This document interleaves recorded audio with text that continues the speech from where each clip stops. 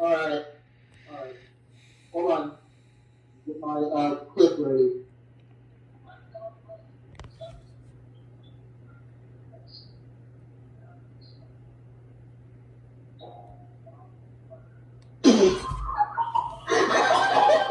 Someone answered in the form of a question.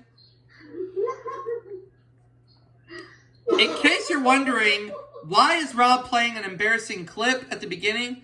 Well, because there's one movie in this Hollywood Pictures movie collection that, as much, I consider it a guilty pleasure, but I do have some criticisms to talk about with it. But we'll talk about that in a second. First, let's get to the movies. They are Blood In, Blood Out, or Bound by Honor. The movie that I'm talking about in question is Super Mario Brothers. Following that, we have Guilty as Sin. I accidentally dropped that bomb. I didn't hear it. And Son-in-Law. Oh. But probably sure, of course. Well, which movie do you think is worse, Rob? Super Mario Brothers or Son-in-Law? Super Mario Brothers. Well, I can understand that. And before we get started, I'm going to go ahead and announce the next films for the next part. And then right before we show the openings, I have a little story to tell you about Super Mario Brothers. First, let's talk about the next part. We have 4 movies to show. And they're as follows. Fatherhood. Starring Patrick Swayze, may he rest in peace. Tombstone. Starring Kurt Russell and Val Kilmer. The Air Up There. Starring Kevin Bacon. And Angie. Which was co-made by Caravan Pictures. Yep, thank you, Joe Roth and Roger Birnbaum. Now, before we get to the openings... Because he's an angel in the movie industry. He is. And before we get to the openings of these tapes, I'm going to give a little discussion about Super Mario Brothers. I have a little story to tell. I have a story to share too, but you go first. The year is 1993. I'm almost 6 years old. My sister and I just started playing Super Mario World on the Super Nintendo Entertainment System, which we got for Christmas in 1992. We had a neighbor that lived across the alley from us who was best friends with my sister. He would come over and play Super Mario World with us. Super Mario Brothers was opening in theaters in May of 1993, and we all wanted to go see it because we were all Mario fans, and it was made by Hollywood Pictures, of course, which at the time Hollywood Pictures was a division of the Walt Disney Company, but it was more for an adult audience, more mature audience. Right. But Super Mario Brothers was rated PG, so our parents, said it was okay if we went and saw this film, which we all went to go see. And I remember as a kid, I was almost 6 years old at the time the movie came out. I remember liking the film. I remember I enjoyed the film, but a lot of the critics out there did not. They said that it has nothing to do with the game that came out in the 80s, and that Mario and Luigi did not act like the way they did in the games, and that the film relied too much on special effects. It didn't rely enough on story. It relied little on characters, and it didn't rely too well on plot. So they just left it up to special effects to run this film, which the special effects are great, I'll give it that, but I would have liked to have seen more character action and a better story plot. That was very similar to the Super Mario game in the 80s.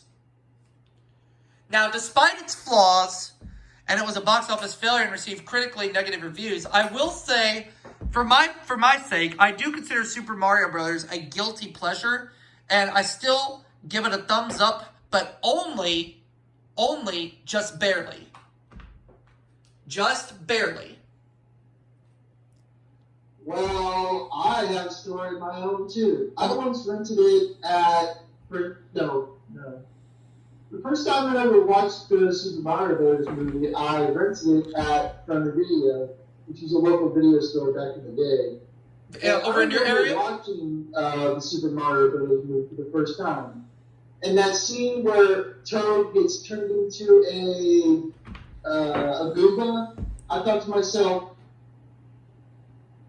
what the fuck is this? So, yeah, in other words, Rob gives the film thumbs down. No.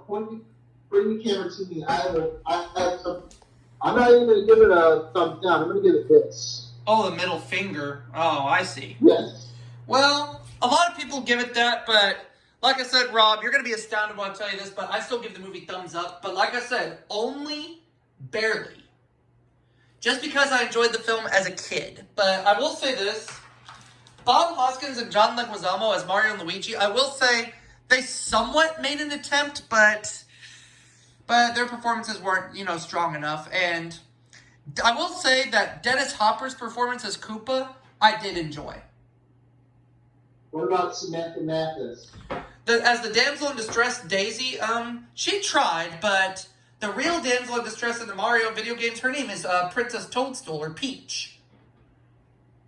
So I was surprised that her character's name was not Princess Toadstool, but rather Daisy, but she was a damsel in distress.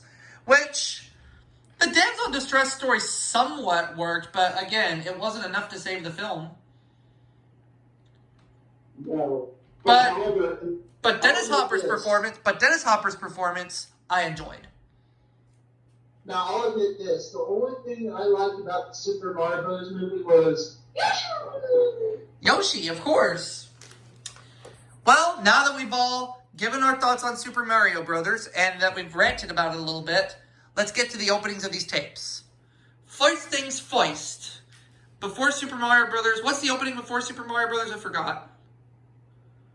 Blood In, Blood Out. Oh, thank you. Yeah, Blood In, Blood Out, or Bound by Honor, which I remember watching the theatrical trailer to Blood In, Blood Out for the first time on YouTube back in 2007, which used Hans Zimmer's On the Leaving Walbrook from Rain Man music. Good song. It is. And of course, there's no previews on Blood In, Blood Out because the film is 3 hours long. Mm-hmm. Here we go. We're going to watch the opening of Super Mario Brothers. Oh, fuck me. No! Rob, even if it's a bad film, I have to show the opening. Opening previews, that is. Green warning screens, Hollywood Pictures home video logo. We know there's previews on here. Coming to video cassette. Oh, we have a preview for Hocus Pocus, which I know is one of Siskel and Ebert's most hated films of 1993. And we have a preview for Son-in-Law. Of course. Which, as bad as this movie is, I still consider Son-in-Law a guilty pleasure, and it got some laughs out of me. Mm-hmm. Special message after our feature. I'm willing to bet it's a preview of sorts. But first, and now for our feature presentation. Hollywood Pictures logo, of course. Oh, God. I think this was only like one of 3 Hollywood Pictures movies I ever saw in theaters. Yeah, this is only one of 3 Hollywood Pictures movies I've seen in theaters. What were the other ones? Jack with Robin Williams. And The Sixth Sense. Oh, cool. And out of those 3 movies, which one was my favorite? Oh, it doesn't even come close. The Sixth Sense. Despite the fact, seeing that movie at age 12 in theaters, seeing it twice, that movie was scary.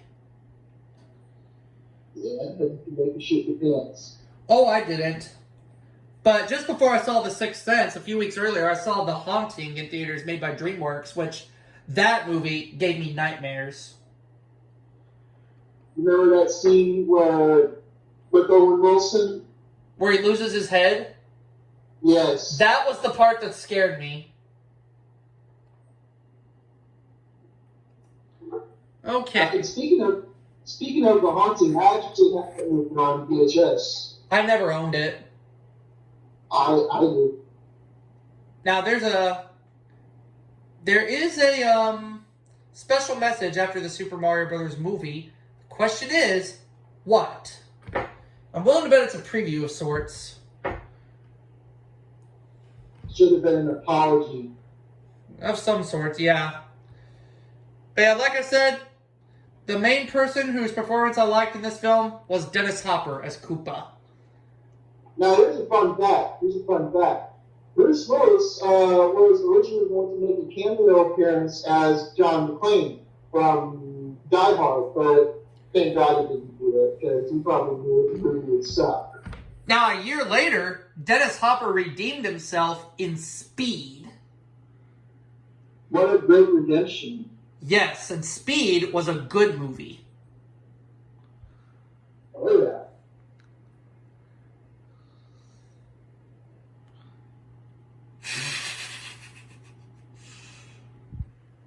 Hollywood Pictures logo. What's the special message? Oh, it's a preview for my boyfriend's back. Oh, God. Why did they have to give us more misery?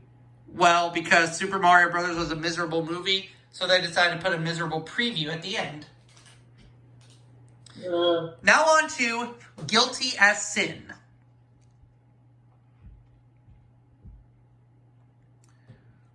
Alright, Hollywood Pictures home video logo. Now available to own on video cassette. Tombstone. I'm guessing this may be a reprint. I don't know. I could be wrong.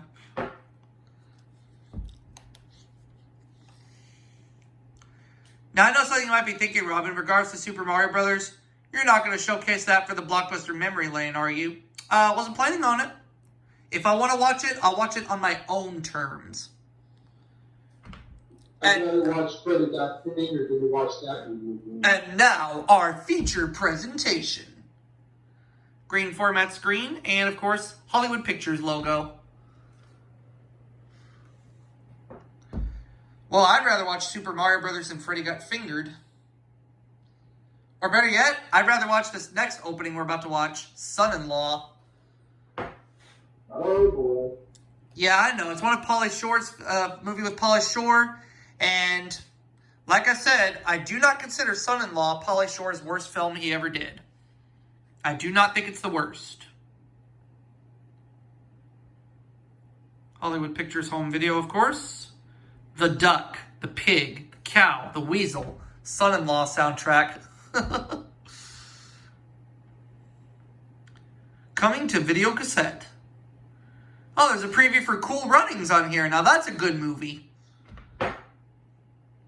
Starring the late, great John Candy. Last films? One of his last, yeah. Oh, there's a preview for Into the West on here, which I've seen before, and it's actually a pretty good film. I remember seeing this preview on the original release of Hocus Pocus. And now for our feature presentation. Wait, you have Hocus Pocus on VHS?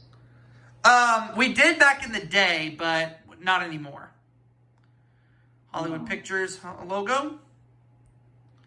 And there you have it for this part of my Hollywood Pictures movie collection. We'll see you all for the next.